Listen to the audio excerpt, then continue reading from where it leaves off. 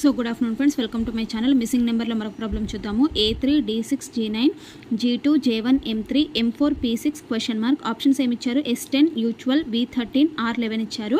అయితే ఇక్కడ చూస్తే A3 ఉంది కదా, అయితే ఏని +3 చేశారనుకోండి D వస్తుంది, అంతే కదా. ఏ త్రీ డిజిట్స్ అంటే ఏంటి? BCD, కాబట్టి A+3 అంటే D వస్తుంది. ఓకేనా.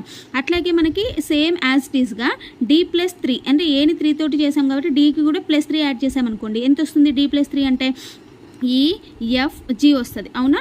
సో కాబట్టి D+3 అంటే G. మరి ఇక్కడ నెంబర్స్ ఏమున్నాయి? 3 ఉంది, 6 ఉంది, కాబట్టి 3 + 6 అంటే 9, కాబట్టి G9 అనమాట. ఓకేనా.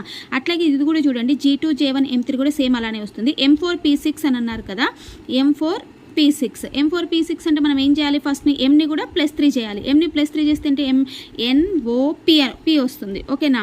సో P వచ్చేసింది మనకి, ఎం ప్లేస్లో P వచ్చింది, అంటే M నుంచి +3 చేస్తే P వచ్చింది. అట్లాగే Pని కూడా +3 చేశారనుకోండి QRS వస్తుంది. ఓకేనా. సో ఇక్కడ మరి ఇక్కడ 4 ఉంది, ఇక్కడ 6 ఉంది. 6 + 4 అంటే ఎంత? 10. S10 ఎక్కడ ఉంది? ఆప్షన్ ఏలో. అర్థమైందా? ఇక్కడ చూస్తే మీరు మిస్సింగ్ నెంబర్లో A3 D6 G9 G2 J1 M3 M4 P6 అని అన్నారు కదా క్వశ్చన్ మార్క్. అయితే ఏకి +3 యాడ్ చేస్తే మనకి సెకండ్ నెంబర్ D వచ్చింది. అలాగే Dకి కూడా +3 యాడ్ చేస్తే G వచ్చింది. అయితే ఈ 3 + 6 అంటే 9. అట్లాగే Mకి 3 యాడ్ చేశారనుకోండి NOP P వచ్చేసింది. Pకి మళ్ళీ 3 యాడ్ చేస్తే P తర్వాత QRS వస్తుంది ఇక్కడ. ఓకేనా. సో S తర్వాత 6 + 4 10 కాబట్టి S10 అనేది ఆన్సర్ అనమాట. ఓకేనా. So thank you.